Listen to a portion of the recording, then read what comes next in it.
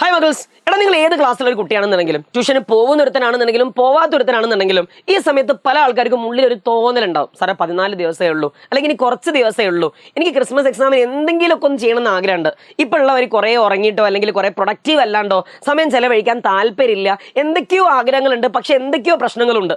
ഈ ഒരു അവസ്ഥയിലായിരിക്കും മിക്കവാറും ആൾക്കാർ. നമ്മൾ കേരളത്തിലുള്ള കുട്ടികൾ അല്ലെങ്കിൽ നമ്മൾ പൊതുവേ നമ്മളെ സ്റ്റുഡൻസിനോട് അഭിപ്രായം ചോദിക്കുമ്പോൾ അവർ പലപ്പോഴും പറയുന്ന പ്രശ്നങ്ങൾ ഇതിൽ ഏതെങ്കിലും ഒന്നായിരിക്കും. ഒന്നെങ്കിൽ അവർ പറയും സാർ പഠിക്കാൻ തോന്നണേ ഇല്ല, ചില ആൾക്കാർ പറയും പഠിക്കാൻ തോന്നുന്നുണ്ട് പക്ഷെ പഠിക്കാൻ കഴിയണില്ല, എന്നാൽ ചില ആൾക്കാർ പറയും സാർ ഡിസ്ട്രാക്ഷൻ ഉണ്ട്, മൊബൈലൊക്കെ ആയിട്ട് അങ്ങനെ പോകുന്നു ഇങ്ങനെ പോകുന്നു.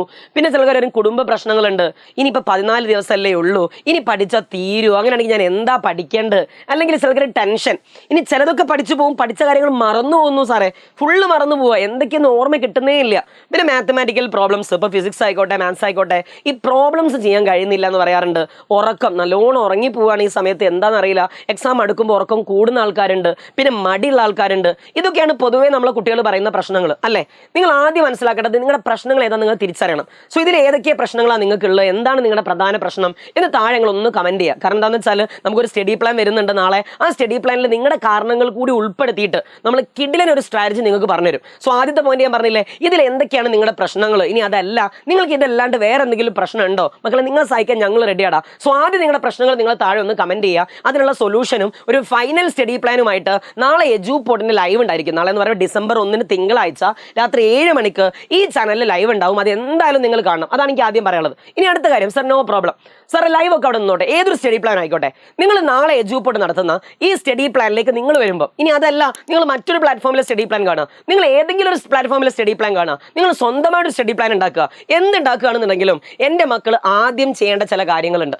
അത് ചെയ്തതിന് ശേഷം മാത്രമേ ഏതൊരു സ്ഥാപനത്തിൻ്റെ സ്റ്റഡി പ്ലാനും എൻ്റെ മക്കൾ കാണാൻ പാടുള്ളൂ. അതിലൊന്നാമത്തെ കാര്യം, ഫസ്റ്റ് ഒരു പ്രധാനപ്പെട്ട കാര്യം എന്താണെന്ന് വെച്ചാൽ ആദ്യം തന്നെ മനസ്സിലാക്കണം, നിങ്ങൾക്ക് എന്തൊക്കെയോ വലിയ ആന മറിക്കാനുള്ള കാര്യങ്ങളുണ്ട്, നിങ്ങൾക്ക് വലിയ ആഗ്രഹങ്ങളുണ്ട്, പക്ഷെ നിങ്ങൾക്ക് മാറാൻ ഒരു താല്പര്യമില്ല. നിങ്ങൾ ഇപ്പോഴും നിങ്ങളുടെ ഇതേ ഹാബിറ്റ് വെച്ച് തന്നെയാണ് കണ്ടിന്യൂ ചെയ്യാൻ താല്പര്യം എന്നുണ്ടെങ്കിൽ സുഹൃത്തുക്കളെ ഒരു കാര്യമില്ല. സോ ഫസ്റ്റത്തെ പരിപാടി എന്താണെന്ന് വെച്ചാൽ ഇപ്പം ഈ ലൈവ് അല്ലെങ്കിൽ ഈ വീഡിയോ കാണുന്ന ഈ ഒരു നിമിഷം എൻ്റെ മക്കൾ തീരുമാനിക്കണം, ഞാൻ ഇനി മാറും എന്ന് നിങ്ങൾ തീരുമാനിക്കണം. അതാണ് ഫസ്റ്റ് പരിപാടി. അല്ലാതെ ഇതേ ഒരു കണ്ടിന്യൂ അല്ലെങ്കിൽ ഇതേ ഒരു അവസ്ഥ കൊണ്ട് നിങ്ങൾക്ക് വലിയ അട്ടിമറികൾ നടത്താൻ പറ്റുമെന്ന് നിങ്ങൾ വിചാരിക്കരുത്. സോ സ്റ്റെപ്പ് നമ്പർ 1, ഇനിയുള്ള നാളെയുള്ള എജുപോർട്ടിൻ്റെ സ്റ്റഡി പ്ലാൻ നിങ്ങൾ കാണുന്നതിന് മുമ്പ് എൻ്റെ മക്കൾ ഞങ്ങൾ മാറും എന്ന് സ്വയം തീരുമാനിക്കുക. ഓക്കെ അല്ലേ? ഒരു പോസിറ്റീവ് വൈബ് ഉണ്ടാക്കുക. വേണമെങ്കിൽ ആദ്യം തന്നെ ഈ വീഡിയോ ഒന്ന് ലൈക്ക് അടിച്ച് അങ്ങോട്ട് തുടങ്ങിക്കോ, ഒരു പോസിറ്റീവ് വൈബ് ആയിക്കോട്ടെ, ലൈക്ക് അടിച്ച് അങ്ങോട്ട് തുടങ്ങിക്കോ. സോ ഫസ്റ്റ് പോയിന്റ് എന്താ പറഞ്ഞത്, മാറും എന്ന് തീരുമാനിക്കുക. രണ്ടാമത്തെ കാര്യം, സർ ഞങ്ങൾക്ക് വേറൊരാൾ സഹായിച്ചു തരുമോ, അയ്യോ മാഷെ എനിക്ക് ഇന്നൊരു സ്റ്റഡി പ്ലാൻ സാർ ഉണ്ടാക്കി തരുമോ, ഇന്നൊരു സ്റ്റഡി പ്ലാൻ ഇന്ന ആൾ ഉണ്ടാക്കി തരുമോ, ഞാനിത് ആരോടാ ചോദിക്കുക, ചാറ്റ് GPT ജെമിനി ആരോടാ ചോദിക്കുക. എൻ്റെ പൊന്നു മക്കളെ നിങ്ങൾ മനസ്സിലാക്കണം, നിങ്ങൾക്ക് ഓരോരുത്തർക്കും നിങ്ങളുടേതായ ഡിഫറൻസ് ഉണ്ട്.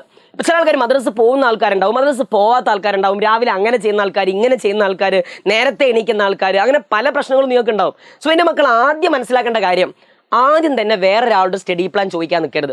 ആദ്യം നിങ്ങൾ സ്വയം നിങ്ങളൊരു പ്ലാൻ ഉണ്ടാക്കണം. അതെങ്ങനെ സാർ ഉണ്ടാക്കുക, അത് ഞാനിപ്പോൾ പറഞ്ഞുതരാം. ആ കാര്യങ്ങൾ നിങ്ങൾ ചെയ്തതിന് ശേഷം മാത്രമേ ഇനിയുള്ള ഏതൊരുത്തൻ്റെ സ്റ്റഡി പ്ലാൻ ആണെന്നുണ്ടെങ്കിലും അത് ഏതൊരു പ്ലാറ്റ്ഫോമിൻ്റെ സ്റ്റഡി പ്ലാൻ ആണെങ്കിലും എൻ്റെ മക്കൾ കാണാൻ പാടുള്ളൂ. ഒന്നാമത്തെ കാര്യം ചെയ്യേണ്ടത് സുഹൃത്തുക്കളെ, നിങ്ങളെ വീക്ക് ഏരിയ ഏതാ, നിങ്ങളുടെ സ്ട്രോങ് ഏരിയ ഏതാ എന്ന് നിങ്ങൾ ഇന്നേ ഈ വീഡിയോ എപ്പോഴാണോ കാണുന്നത് അത് കണ്ടു കഴിഞ്ഞ് ഉടനടി എഴുതണം. ഇത് ഏത് എക്സാം ആയിക്കോട്ടെ, ക്രിസ്മസ് ആയിക്കോട്ടെ, പബ്ലിക് ആയിക്കോട്ടെ, നിങ്ങളെ സ്ട്രോങ് ഏരിയ ഏതാ, നിങ്ങളെ വീക്ക് ഏരിയ ഏതാ എന്ന് ആദ്യം എഴുതി വെക്കണം. നിങ്ങൾ മനസ്സിലാക്കുക, ഒരു ബുക്ക് എടുത്ത് എഴുതുക. നിങ്ങൾക്ക് ഫിസിക്സിൽ ഈ പാഠങ്ങളാണ് നിങ്ങളുടെ മെയിൻ, നിങ്ങൾക്ക് അറിയുന്ന പാഠങ്ങൾ, അറിയുന്ന പാഠങ്ങൾ വേറെ എഴുതി വെക്കുക, അറിയാത്ത പാഠങ്ങൾ വേറെ എഴുതി വെക്കുക. ഏറ്റവും ഈസി ആയ ചാപ്റ്റർ, ഏറ്റവും ടഫായ ചാപ്റ്റർ, തീരെ അല്ലെങ്കിൽ ഏറെക്കുറെ കുറച്ചൊക്കെ അറിയുന്ന ചാപ്റ്റർ എന്നിങ്ങനെ 3 ലിസ്റ്റുകൾ ഉണ്ടാക്കുക. Simple chapter, average, tough. Okay അല്ലേ? ഇങ്ങനെ നിങ്ങൾ ലിസ്റ്റ് ഉണ്ടാക്കണടാ. അല്ലാതെ നിങ്ങൾക്ക് കറക്റ്റ് ഒരു പ്ലാനിങ് വേണം. സോ ആ പ്ലാനിങ്ങിലാണ് ഞാൻ സഹായിക്കുന്നത്. സോ ഇന്ന് തന്നെ ഈ ഒരു ലിസ്റ്റ് നിങ്ങൾ ഉണ്ടാക്കിയിരിക്കണം. ഓക്കെ അല്ലേ? അതൊരു കോംപ്രമൈസും ചെയ്യരുത്. അടുത്ത കാര്യം എന്താ ചെയ്യേണ്ടത്, അടുത്ത കാര്യം എൻ്റെ മക്കൾ ചെയ്യേണ്ടത്, വേറെ എന്തൊക്കെയാണ് നിങ്ങളുടെ ബുദ്ധിമുട്ട്. സോ ആദ്യം നിങ്ങൾക്ക് ഈസി ഉള്ള ചാപ്റ്റേഴ്സ് നിങ്ങൾ എഴുതി വെച്ച്, നിങ്ങൾക്ക് ടഫ് ഉള്ള ചാപ്റ്റേഴ്സ് നിങ്ങൾ എഴുതി, നിങ്ങൾക്കൊരു മീഡിയം ലെവലുള്ള ചാപ്റ്റേഴ്സ് നിങ്ങൾ എഴുതി വെച്ച്, ഇനി അടുത്തത് അതല്ലാണ്ട് എൻ്റെ മക്കൾക്ക് എന്താണ് പ്രശ്നം. ചില ആൾക്കാർ പറയും സാർ എനിക്ക് രാവിലെ എണീക്കാൻ പറ്റുന്നില്ല. ഞാൻ നേരത്തെ പറഞ്ഞതിൽ ഏതൊക്കെയാണ് നിങ്ങളുടെ പ്രോബ്ലംസ് എന്ന് നിങ്ങൾ വ്യക്തമായി എഴുതി വെക്കണം. ഒരു പേപ്പറിൽ എഴുതി വെക്കണം. അതിനാ സാർ എഴുതി വെക്കുന്നത്, എഴുതി വെക്കുമ്പോൾ നിങ്ങൾക്ക് ഒന്ന് അറ്റാക്ക് ചെയ്യാനുള്ള ഒരു ധൈര്യം കിട്ടും. സോ ഈ വീഡിയോ കണ്ടു കഴിഞ്ഞാൽ ഇരുന്ന് ഇത് എന്താ എൻ്റെ പ്രശ്നം, രാവിലെ എണീക്കാൻ പറ്റുന്നില്ല, ഞാനൊരു മടിയനാ, നിങ്ങളെ പറ്റി നിങ്ങളല്ലാണ്ട് പിന്നെ വേറെ ആരാ എഴുതുക? സോ നിങ്ങൾ ആദ്യം നിങ്ങളെ ക്രിട്ടിസൈസ് ചെയ്യുക, നിങ്ങളെ പ്രശ്നങ്ങൾ എന്താണെന്ന് എഴുതി വെക്കുക. അങ്ങനെ എഴുതി വെക്കുമ്പോൾ തന്നെ നിങ്ങൾ എന്നെ ട്രസ്റ്റ് ചെയ്തോ, ആ എഴുതി വെക്കുമ്പോൾ തന്നെ അത് കഴിഞ്ഞ ഉടനടി എൻ്റെ മക്കൾക്ക് സ്വമേധയാ ഒരു ബുദ്ധി വരും, ഇതെങ്ങനെ പരിഹരിക്കേണ്ടെന്ന് ഒരു ബുദ്ധി വരും. അല്ലാതെ കണ്ട അപ്പുറത്തോനും ഇപ്പുറത്തോൻ്റെയും ആവശ്യം നിങ്ങൾക്ക് ആദ്യം ഇല്ല. സോ ആദ്യം എൻ്റെ മക്കൾ എന്താണ് നിങ്ങളുടെ മുമ്പിലുള്ള പ്രോബ്ലംസ്, എനിക്ക് ഇന്നതാണ് പ്രശ്നം, മൊബൈലാണ് എൻ്റെ പ്രശ്നം. നിങ്ങൾക്ക് അറിയാമല്ലോ, വേറെ ആരെന്താ പറഞ്ഞു? നിങ്ങൾ പറയാം ഞാൻ കുറേ നേരം മൊബൈൽ യൂസ് ചെയ്യുന്നുണ്ട്, മൊബൈൽ ഇത്ര നേരം ഉണ്ട്. ചില ആൾക്കാർ പറയുന്നത് എനിക്ക് രാവിലെ എഴുന്നേൽക്കാൻ പറ്റുന്നില്ല, എനിക്ക് ഉറക്കം നല്ലോണം വരുന്നുണ്ട്. സോ നിങ്ങളുടെ പ്രശ്നം ഞാൻ നേരത്തെ തന്നതിൽ നിങ്ങളുടെ പ്രശ്നം എന്താണെന്ന് നിങ്ങൾ പിൻ പോയിന്റ് ചെയ്ത് എഴുതി വെക്കുക. സെറ്റല്ലേ? അടുത്ത സ്റ്റെപ്പ് ഞാൻ പറഞ്ഞു. ഇനി അടുത്ത സ്റ്റെപ്പ് എന്താണ്? അത് കഴിഞ്ഞ ശേഷം എൻ്റെ പൊന്നു മക്കളൊരു വിഷ് ഉണ്ടാക്കണം. നിങ്ങളൊരു വിഷ് ചെയ്യണം. അതാണ് ചില ആൾക്കാർ പറയും എനിക്ക് മോട്ടിവേഷൻ തരൂ, മോട്ടിവേഷൻ തരൂ. എടാ എപ്പോഴും നിങ്ങൾക്ക് തന്നെ മോട്ടിവേഷൻ ഇങ്ങനെ ഓരോരുത്തർ തരാൻ കുപ്പിയിലുള്ള വേറെ എന്തെങ്കിലും 1, 2 മോട്ടിവേഷൻ, 3 മോട്ടിവേഷൻ. സോ നിങ്ങളൊരു ഇന്റേണലി ഒരു മോട്ടിവേഷൻ ഉണ്ടാക്കുക. നിങ്ങൾ ആദ്യമേ ഒന്ന് ആലോചിച്ച് നോക്കുക. ഇപ്പോൾ ഏറ്റവും ലോങ് അല്ലെങ്കിൽ ഒരു ഷോർട്ട് ഞാൻ പറഞ്ഞുതരാം. നിങ്ങളിപ്പോൾ ഏറ്റവും മിനിമം എങ്ങനെ ആലോചിച്ചാൽ മതി. സർ, ഈ ഒരു ക്രിസ്മസ് എക്സാം കഴിഞ്ഞിട്ട് പേപ്പർ കിട്ടുന്ന സമയത്ത് ഇതുവരെ നിങ്ങളുടെ ക്ലാസ്സിൽ നിങ്ങളെ മാർക്ക് നിങ്ങളെ ചങ്ങന്മാർക്കൊക്കെ അറിയില്ലേ, ഇത്തവണ നിങ്ങൾ ക്ലാസ്സിൽ ഒരു ടോപ്പർ ആവുക. അല്ലെങ്കിൽ എന്താ, ഇത്തവണ പേപ്പർ തരുന്ന സമയത്ത് ആ ടീച്ചർ ഇങ്ങോട്ട് പറയാം, ആഹാ എടാ ദാനിഷേ ഉഷാറായിട്ടുണ്ടല്ലോ, നിനക്ക് നല്ല മാർക്ക് ഉണ്ടല്ലോ, എടാ നിനക്ക് കഴിഞ്ഞതിനേക്കാൾ മാർക്ക് ഉണ്ടല്ലോ, എന്താ മോനെ പറ്റിയ നല്ല ഇമ്പ്രൂവ്മെന്റ് ഉണ്ടല്ലോ, നിങ്ങളുടെ ഫ്രണ്ടൊക്കെ എന്താ മോനെ പറ്റിയേ, നീ കോപ്പി അടിച്ചോ, ക്വസ്റ്റ്യൻ പേപ്പർ കിട്ടിയോ, അങ്ങനെയൊക്കെ ചോദിക്കുന്ന, അല്ലെങ്കിൽ നിങ്ങളുടെ ക്ലാസ്സിൽ നിങ്ങൾ കുറച്ചും കൂടി ഇമ്പ്രൂവ് ആയിട്ട് നിങ്ങളെ പാരന്റിൻ്റെ അടുത്ത് നിങ്ങൾ ഈ പേപ്പർ കൊടുക്കുമ്പോൾ അവരുടെ സന്തോഷം അറ്റ്ലീസ്റ്റ് അതെങ്കിലും ഒന്ന് ഡ്രീം ചെയ്യുക. ഞാൻ കൊണ്ട് ഞാൻ അംബാനിയായി, മറ്റേതായി മറിച്ചതായി, ലാൻഡ് റോവർ എടുത്ത് മറ്റേതെടുത്ത് ഡിഫൻഡർ എടുത്ത് അങ്ങനെ ഞാൻ പറഞ്ഞില്ല. ഒരു ചെറിയ വിഷ് ഉണ്ടാക്കുക. ഓക്കെ അല്ലേ? ഒരു ചെറിയ വിഷ് ഉണ്ടാക്കുക. അതാണ് ഒന്നാമത്തെ കാര്യം. അപ്പോൾ ആ വിഷ് നിങ്ങൾക്ക് എപ്പോഴും നിങ്ങൾക്ക് മോട്ടിവേഷൻ നിങ്ങൾക്ക് തരണം. ഓക്കെ, അതിലേക്ക് ഞാൻ എത്തും. സോ ഒരു മേക്ക് എ സ്മോൾ വിഷ്, ഒരു വിഷ് ഉണ്ടാക്കുക. ഇനി അടുത്തൊരു കാര്യം എന്താണ്? അടുത്തൊരു കാര്യം ഇതാണ് പ്രധാനമായിട്ടൊരു കാര്യം. ഇനി ആകെ 14 ദിവസമേ ഉള്ളൂ, അല്ലെങ്കിൽ കുറച്ച് ദിവസമേ ഉള്ളൂ. ഇത്രയും കാലങ്ങൾ അത്യാവശ്യം നന്നായിട്ട് ഉറങ്ങിയിട്ടില്ലേ? ഇനി നിങ്ങൾക്ക് എത്ര നേരം ഉറങ്ങണമെന്ന് നിങ്ങൾ തീരുമാനിക്കുക. അയ്യോ സാറേ 8 മണിക്കൂർ ഉറങ്ങിയില്ലെങ്കിൽ ഞാൻ ചത്തുപോകും. എങ്ങനെ? ഇനി ആകെ 14 ദിവസമേ ഉള്ളൂ.